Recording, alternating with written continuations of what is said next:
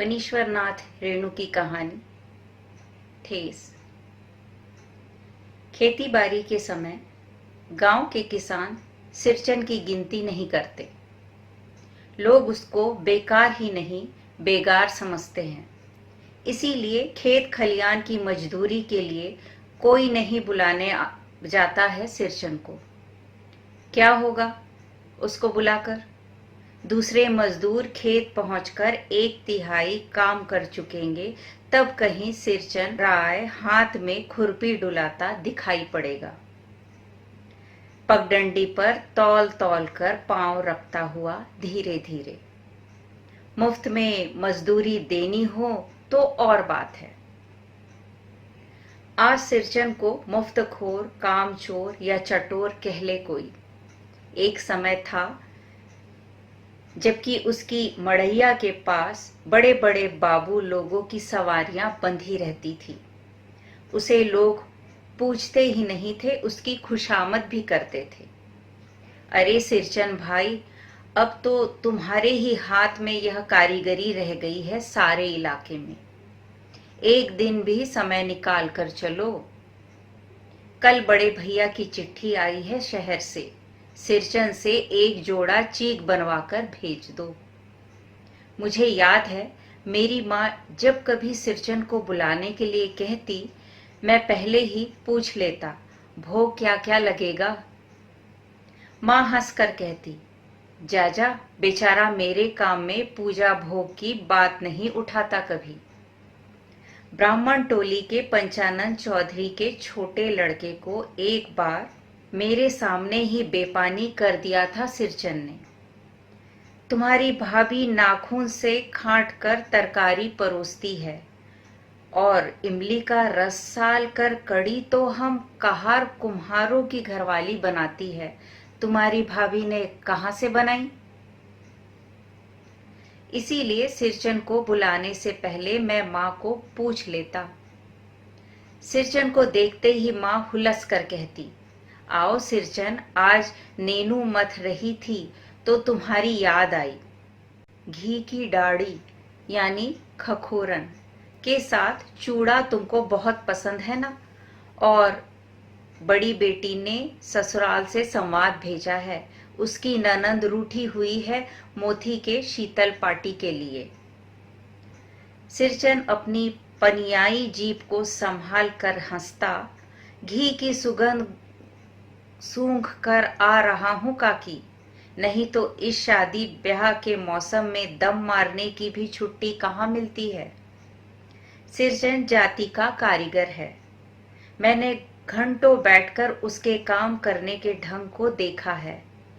एक एक मोती और पटेर को हाथ में लेकर बड़े जाता से उसकी कुच्ची बनाता है। फिर कुच्चियों में रंग से लेकर सुतली सुलझाने में पूरा दिन समाप्त। काम करते समय उसकी तन्मयता में जरा भी बाधा पड़ी कि गेहूं सांप की तरह फुफकार उठता है। फिर किसी दूसरे से काम करवा लीजिए। सिरचन मुंहजोर है, कामचोर नहीं। बिना मजदूरी के पेट भर भात पर काम करने वाला कारीगर। दूध में कोई मिठाई न मिले तो कोई बात नहीं, किंतु बात में जरा भी झाल वह बर्दाश्त नहीं कर सकता। सिरचन को लोग चटोर भी समझते हैं। तली बघारी हुई तरकारी, दही की कड़ी, मलाई वाला दूध, इन सब का प्रबंध पहले कर लो, तब सिरचन को बुलाओ। दुम हिलाता हुआ हाजिर हो जाएगा। खाने पीने में चिकनाई की कमी हुई कि काम की सारी चिकनाई खत्म। काम अधूरा रखकर उठ खड़ा होगा। आज तो अधकपाली दर्द से माथा ठनठना रहा है, थोड़ा सा रह गया है, किसी दिन आकर पूरा कर दूंगा। किसी दिन माने कभी नहीं।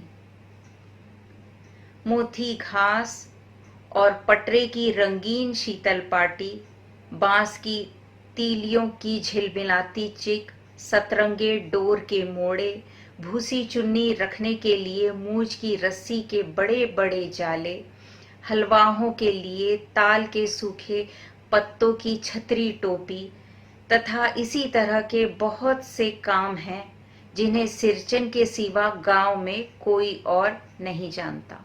यह दूसरी बात है कि अब गांव में ऐसे कामों को बेकाम का काम समझते हैं लोग। बेकाम का काम जिसकी मजदूरी में अनाज या पैसे देने की कोई जरूरत नहीं, पेट भर खिला दो, काम पूरा होने पर एक आध पुराना धुराना कपड़ा देकर विदा करो, वह कुछ भी नहीं बोलेगा। कुछ भी नहीं बोलेगा ऐसी बात नहीं। सिरचन को बुलाने वाले जानते हैं सिरचन बात करने में भी कारीगर है। महाजन टोले के भज्जू महाजन की बेटी सिरचन की बात सुनकर तिलमिला उठी थी। ठहरो, मैं मां से जाकर कहती हूं। इतनी बड़ी बात?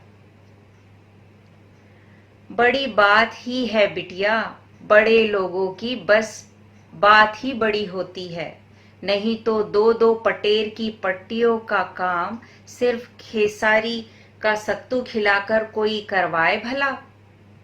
यह तुम्हारी मां ही कर सकती है बबुनी, सिरचन ने मुस्कुराकर जवाब दिया था। मेरी सबसे छोटी बहन की विदाई होने वाली थी। पहली बार ससुराल जा रही थी मानू। मानू के दुल्हे ने पहले ही बड़ी भाभी को खत लिखकर चेतावनी दे दी है। मानू के साथ मिठाई की पतेली न आए कोई बात नहीं, 3 जोड़ी फैशनेबल चिक और पटेर की 2 शीतल पार्टियों के बिना आएगी मानू तो? भाभी ने हंसकर कहा, बेरंग वापस।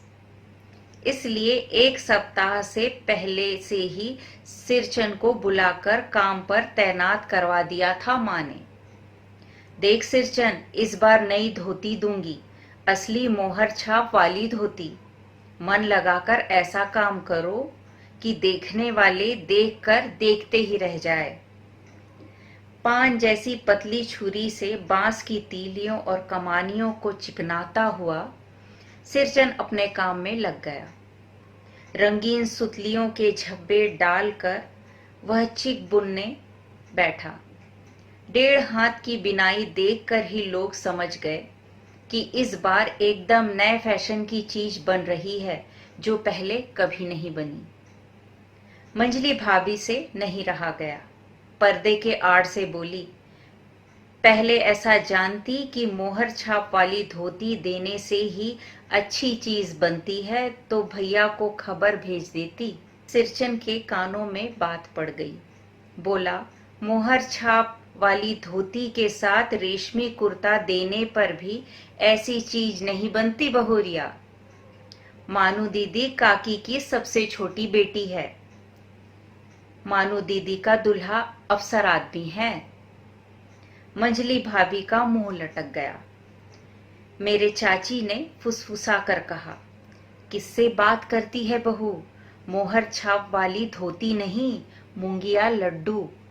बेटी की विदाई के समय रोज मिठाई जो खाने को मिलेगी, देखती है ना।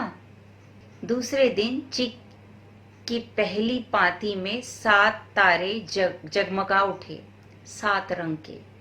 सतभैया तारा। सिरचन जब काम में मगन होता है तो उसकी जीभ जरा बाहर निकल आती है होंठ पर।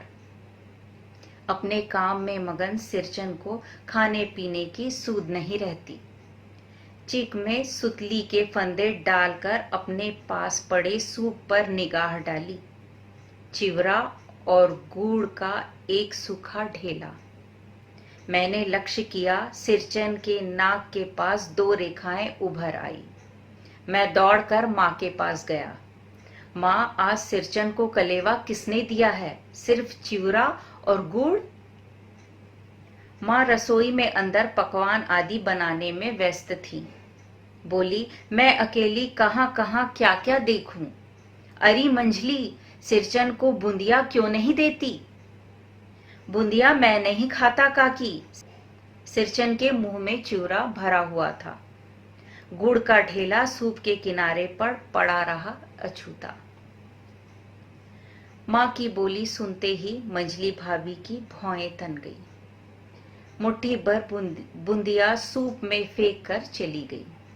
सिरचन ने पानी पीकर कहा, मंझली बहुरानी, अपने मैके से आई हुई मिठाई भी इसी तरह हाथ खोलकर बांटती हैं क्या?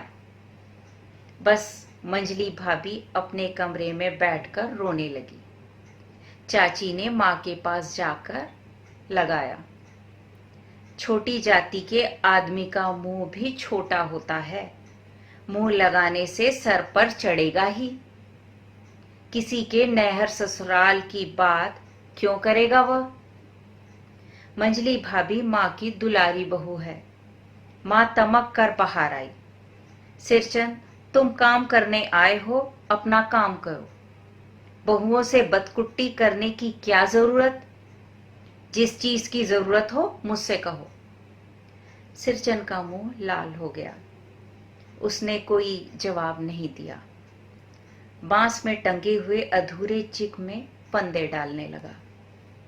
मानो पान सजाकर बाहर बैठक खाने में भेज रही थी। चुपके से पान का एक बीड़ा सिरचन को देती हुई बोली और इधर उधर देखकर कहा, सिरचन दादा, काम काज का घर, 5 तरह के लोग 5 किस्म की बात करेंगे, तुम किसी की बात पर कान मत दो। सिरचन ने मुस्कुराकर पान का बीड़ा मुंह में ले लिया। चाची सिरचन को पान खाते देखकर अवाक हो गई। सिरचन ने चाची को अपनी ओर अचरज से घूरते देखकर कहा, छोटी चाची, जरा अपनी डिबिया का गमकौआ जर्दा तो खिलाना, बहुत दिन हुए। चाची कई कारणों से जली भुनी रहती थी सिरचन से। गुस्सा उतारने का ऐसा मौका फिर नहीं मिल सकता। झनकती हुई बोली, मस्खरी करता है? तुम्हारी चढ़ी हुई जीभ में आग लगे, घर में भी पान और गमकौआ जर्दा खाते हो?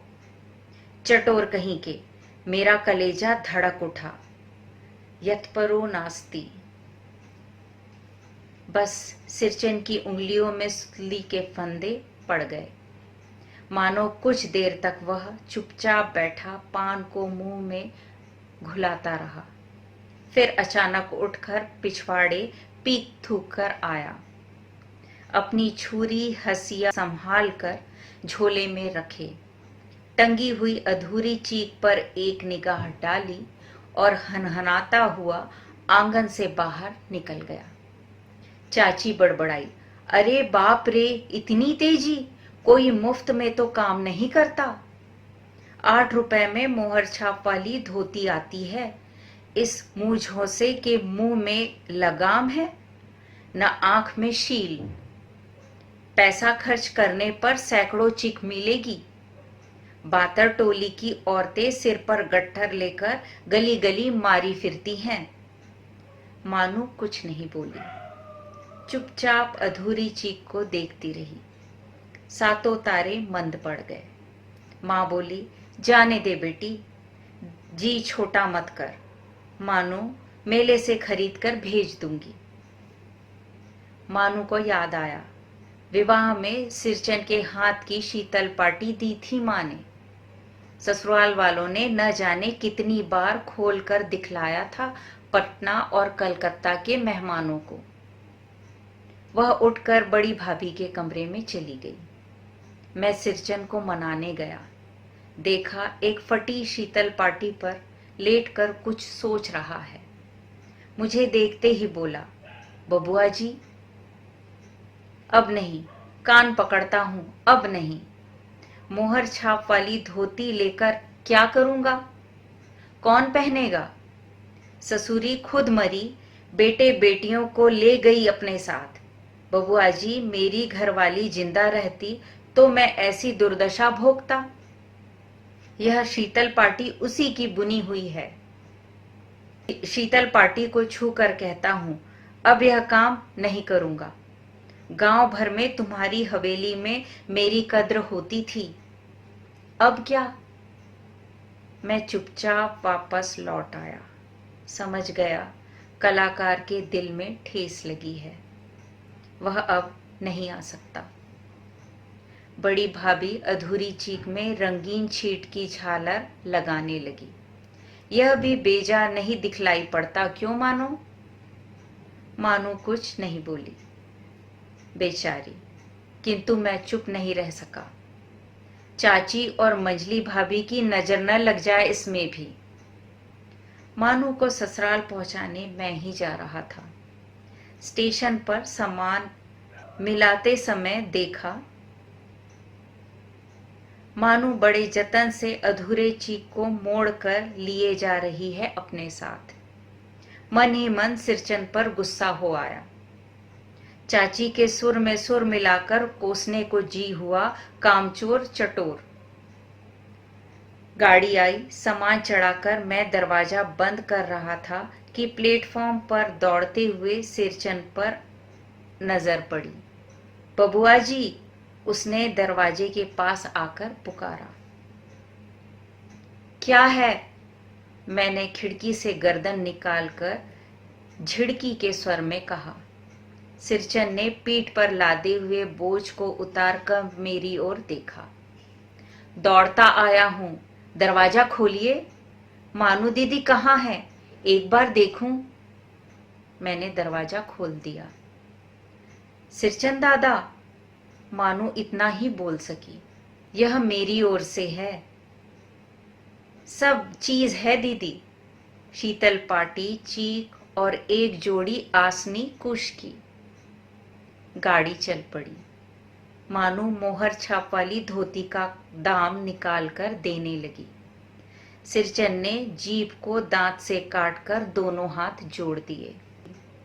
मैं बंडल को खोलकर देखने लगा।